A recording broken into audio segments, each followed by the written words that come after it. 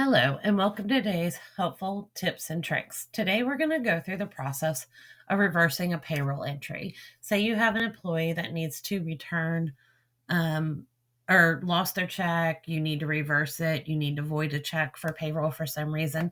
We do that by going to payroll data entry, just like you would enter a payroll, and we choose what pay cycle we're going to. This one we're going to do biweekly. Choose our payroll ending date, just like we normally would, as if we were going to go in and enter that payroll. Choose the check date for that check. This one I'm going to choose the 5th of January, and we're going to click OK. We're going to choose not to automatically pay our employee. We're going to choose the employee of which check we want to reverse. This one I'm going to do Flex Ashmore, and you'll notice we have this blue arrow that comes up for the check reversal. If I hover my mouse over it, it actually tells you that it's to reverse a check. And I can click on that blue arrow, and then I have a box that pops up. It even allows me to look up for the check number that I need to reverse.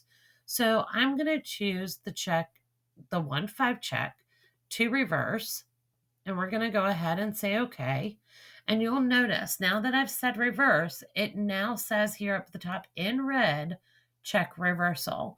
So it gives you all of the notification, and you'll also see that all the amounts down at the bottom have now become negative. Our taxes, our deductions, and we can check on our lines tab that all of these are also now a negative instead of a positive. And once we verify that the negative amounts are exactly what that check was for, we simply click accept, we print it. It will run through a tax calculation, just like it does for a normal payroll. And then it'll come up and it'll ask you if you want to print your payroll audit report. And I would say yes, and go ahead and print your audit report, whether you print it to PDF or you go ahead and print it or preview it. It just shows you exactly what you're reversing for this one employee. And once you agree upon all of your numbers and double check and make sure you're correct, then you can go through and print your earnings, and these would all be negative. But the thing that you need to do now to finish your reversal is go through and do a check register update. So we don't have to do a check printing or a pre-register. We just have to update our register because this is a negative check. So it's avoiding that check.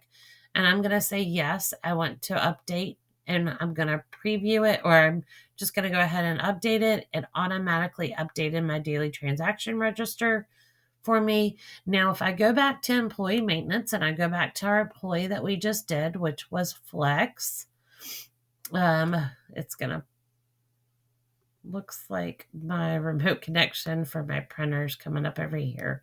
I'm going to move that up there. And we're going to go ahead and go to Flex Ashmore over here. And we're going to go to his pay history. And you can see now that that reversal is already posted and showing under here in the red. So we have a 1-5 check and a 1-5 check that's been reversed. Well, I hope that's informational for you guys, and I hope that helps. And thank you for joining us for tips and tricks today.